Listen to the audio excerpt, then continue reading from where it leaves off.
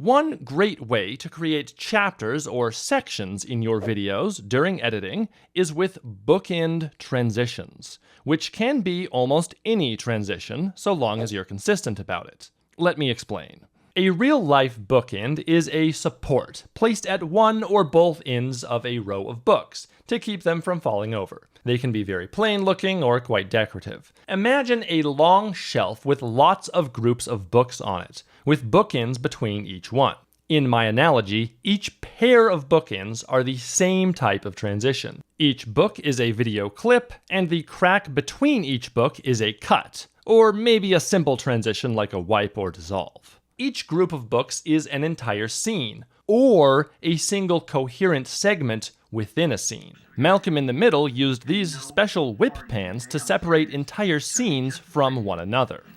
And these could absolutely be called bookends. Though they didn't always use it to separate scenes. Sometimes they just used a straight cut, and sometimes the whip pans were used several times within the same scene, and it always worked quite well. So, a bookend transition does not necessarily have to be used to separate entire scenes. In the first part of episode 2 of my Eclipse Trip series, you did watch that series, right? It's on my second channel. Anyway, I'm searching online and in person for a van to buy for the trip. I used cuts and linear wipe transitions between each individual photo of the same model or type of vehicle, and then I used push transitions to separate each different model of vehicle from one another. And those are the bookends. I had a lot of them because I considered a lot of different models of vehicles.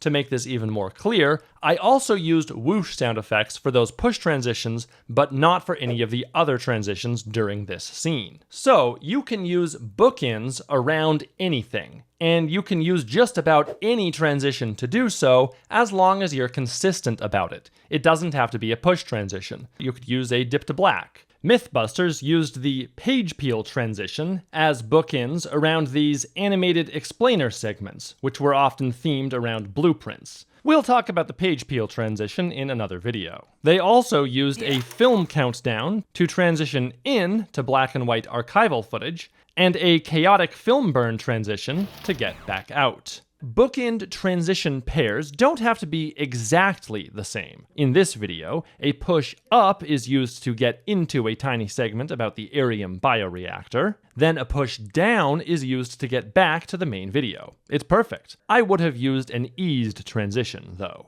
So you can add a few bookends to your list of what transitions to use in specific situations. And you might want to make that transition exclusive to just that type of bookend, but you don't have to. In that Eclipse video, in another scene, I also used the push transition to look around on different websites for information about batteries to get for my van, and that was just fine. Remember, most of what I'm saying about transitions are more like guidelines than actual rules. You just watched one chapter from a longer transitions tutorial, which you can also watch right now for free from the link below, or just click this little thingy on screen right now. The tutorial covers nearly every useful transition and every transitions vendor. I'll see you there.